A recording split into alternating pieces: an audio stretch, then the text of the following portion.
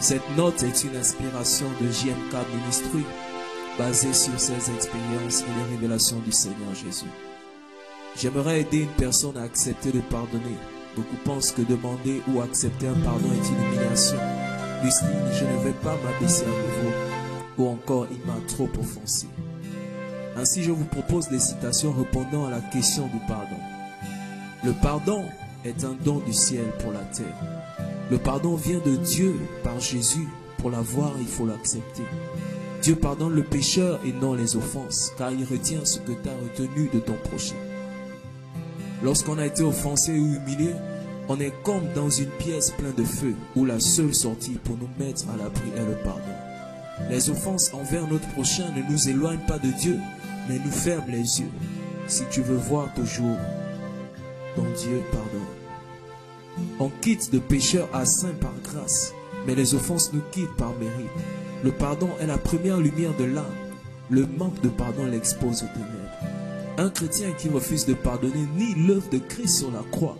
Accepter de pardonner libère des âmes. Refuser de pardonner emprisonne son âme. Pardonner, c'est partager un don. Refuser de pardonner, c'est se priver de Jésus le don. Refuser de pardonner multiplie la force de l'ennemi. Accepter de pardonner le divise.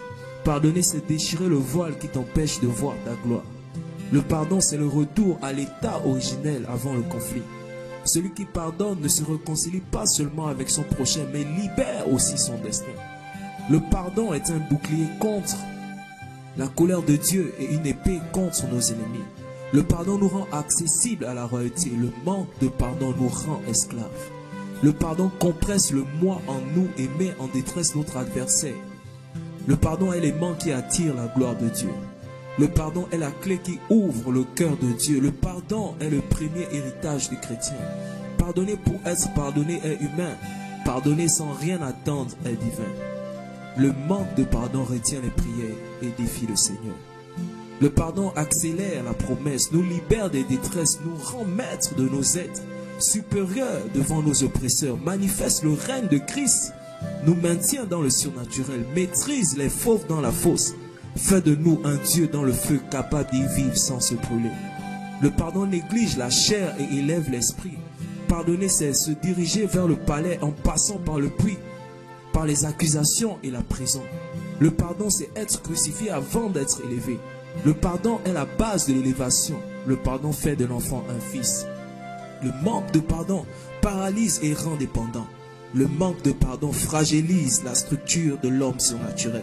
Le manque de pardon élève la chair et abaisse l'esprit. Le manque de pardon nous détache de notre fusion avec Christ. Ainsi, ne reste pas assis en attendant que celui qui t'a offensé vienne te demander pardon. Car le règne est pour ceux qui s'élèvent. Maintenant, je déclare, comme Étienne, que tu pardonnes ceux qui te lapident. Comme Joseph, que tu pardonnes ceux qui t'ont jeté dans le puits. Comme Daniel, que tu pardonnes ceux qui t'ont exposé au lion. Comme Jésus, que tu pardonnes ceux qui t'ont crucifié. Car sans pardon, il n'y a pas de monde. Si tu vis aujourd'hui, c'est parce que Christ t'a pardonné. Alors pardonne.